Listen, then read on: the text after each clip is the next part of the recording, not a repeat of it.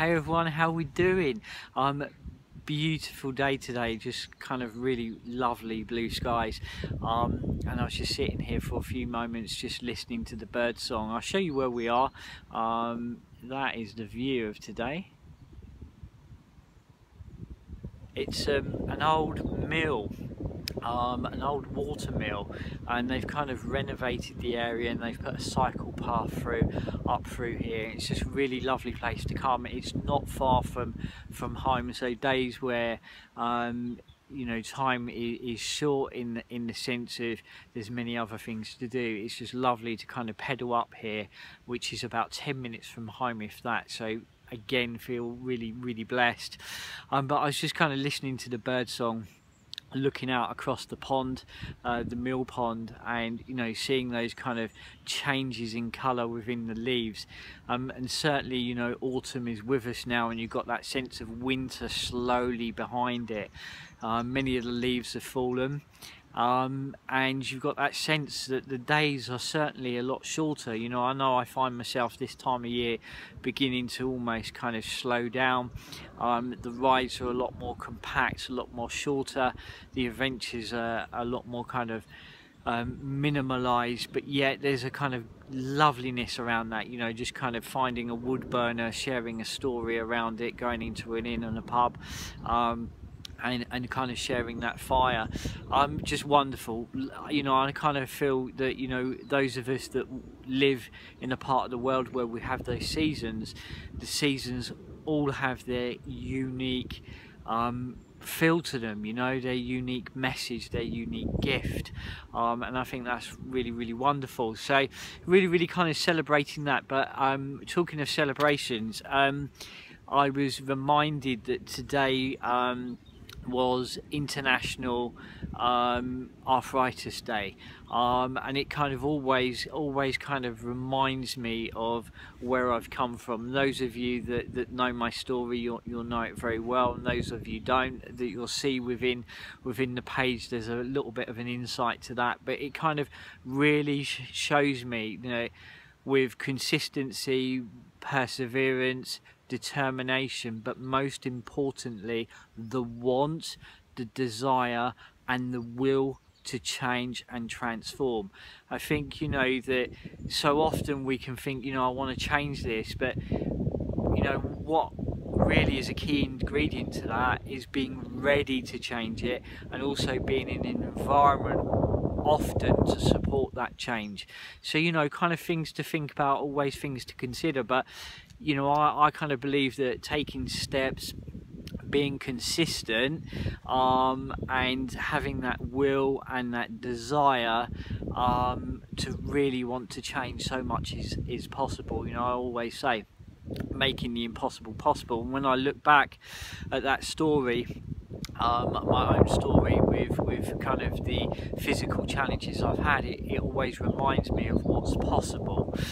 So some really other huge breakthroughs as well is those of you that watched the last video.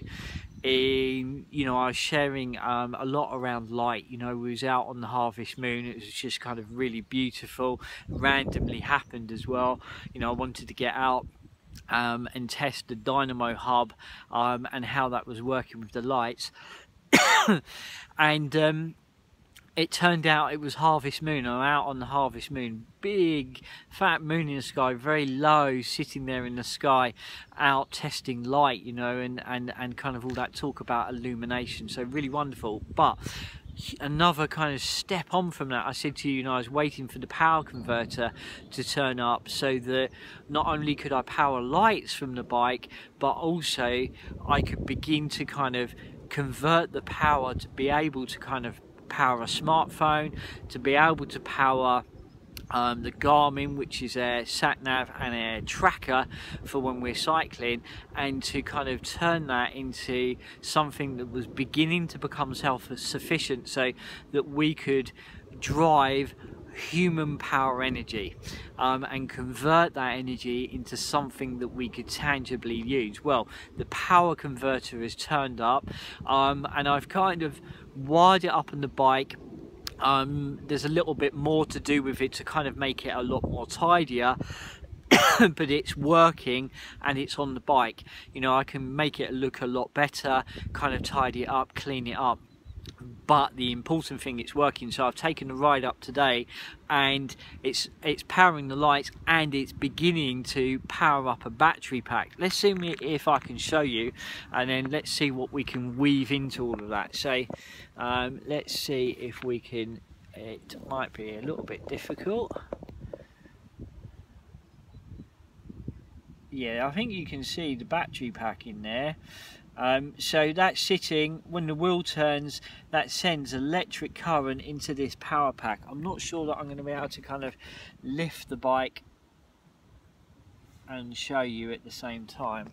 That might be a little bit difficult, but the important thing is it's working, and such a milestone. And I can remember about a year ago, around about a year and a half ago, thinking to myself, you know, looking into it with all the kind of adventuring do, what we've got coming up, the TAW next year as well, I'm kind of thinking dynamo hubs, I need to kind of explore that. And for the last year and a half, really explored that, learnt as much as I could, done as much research as I possibly could, spoke to as many people as I could, and now that is absolutely beginning to pay off in the most profoundest ways. You know, being out to go out into the middle of any environment but still be able to kind of power everything is hugely exciting.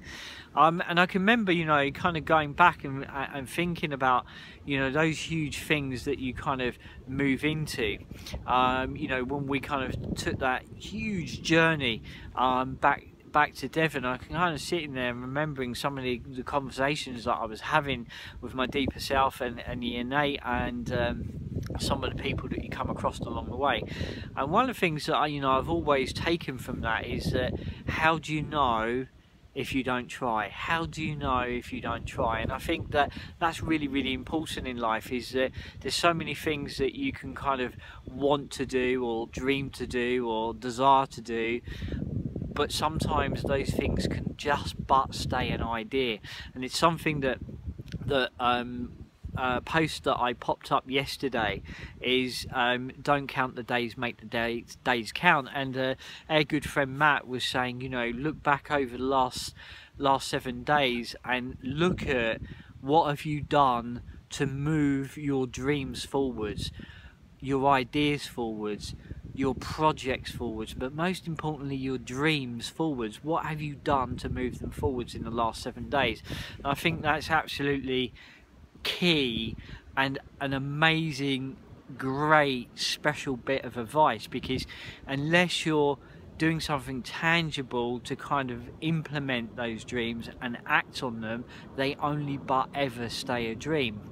And sometimes it's like the idea of it is what we fall in love with, but actually if we kind of start to even tangibly put on paper, okay, what is it that I need to do, what is it that I need to learn to be able to kind of make this happen? And if I kind of look back on the last year and a half of wanting to kind of grab hold of a dynamo hub, power up the lights, power up the electronics, that may sound simple, but believe me, for me back then it wasn't. It was something that I had to absolutely learn. But I sat there and I remember I wrote down on a piece of paper all the steps that I needed to take to make that happen. And here we are today, is I don't need to go and rush off to a power outlet now to kind of power up my phone or power up my tracker or power up my lights. If I'm in the middle of nowhere, I know that I can power up all those things as long as I turn the pedals. You know, that is the payoff for making all those steps happen. So sometimes we just need to kind of, you know, build a roadmap. We just need to literally break down the steps put them on paper and make them happen. So first thing I need to do is I needed to go and research. Jumped on YouTube, used the internet. It's such a great, powerful resource. So those of you who are sitting there and you've got a dream that you want to happen, check in with yourself and ask yourself, okay, firstly I had to ask, how realistic is that? You know, because what I want is my dreams to actually become tangible, and sometimes we might need to just scale them down at this time, and then we can take another leap and another leap, and then it becomes the greater version of that dream. But sometimes we need to just kind of scale it down to take the steps. So I kind of wrote down all the things that I needed to do to make that happen. So research was one of them. Started to research it, started to see other people's experiences, started to talk to people, you know. So it's about kind of meeting it and becoming a part of it, you know. It's about taking those steps and never saying later, because quite often later is never, so that's something to consider as well. But also it's about kind of grounding those steps and making sure that you can take the next step, and really kind of doing the research with it as well. And sometimes it's just overcoming that uncomfortability. You know, for me, if I look at that, or if I look at the time that we rode back from the top of North Devon all the way back to Sussex, it's overcoming the uncomfortability, or it's overcoming the fear, you know. And I can remember, you know, many people saying, you know, what's the worst that can happen is that you don't do it, you know. But unless you try, you'll never know. And I think that's really important in life, is that we only grow by moving ourselves outside of what we know. So even with the Dynamo Hub, you know, I had to kind of go back to a place that I was learning from the baseline, and sometimes we feel awkward about asking questions or asking, you know, for help or advice or guidance. I think it's an asset to be able to go and ask about things you don't know is a gift, because then you begin to know. And actually, you know, if I have people ask me, I'm really passionate about kind of helping that person kind of grow, or helping that person just kind of expand what they know. I think that's what really, you know, is a core ingredient to life. So, you know, never be afraid to ask, and also never be afraid to learn. And sometimes you feel a bit awkward, or you feel like a little bit daft, but actually, you know, that's part of the process. So if I kind of look back over the last 5 years, there's so much that I've been a part of that is all been about a learning curve. You know, doing the expedition, the trip and the tour into Scotland, that was a huge learning curve for Sarah and I. You know, learning how to kind of put up a hammock, learning how to put up a basher, a tarp, learning how to kind of moving to that environment with that element of kit was a huge learning curve. I'm very lucky that within the family we've got a really talented bushcraft instructor who's so passionate, my younger cousin, and he's just so full of so much wisdom. I was able to really, Sarah and I was able to really absorb that. So, you know, at the end of the day, how do we ever know if we don't try? So I think that it's always about giving it a try and giving it a go. And as I say, you know, I'm now powering the electronics through a 1.5 year learning curve, which has kind of left me in a place where we are starting to move into another territory with our tours and our adventures, that actually all of our electronics is now becoming self-sufficient. And I kind of love the fact that it's human powered energy. There you go, guys. A few thoughts, a few things to kind of share with you, and as I say, how do you ever know unless you try? Take care, guys. See you all soon. Bye bye.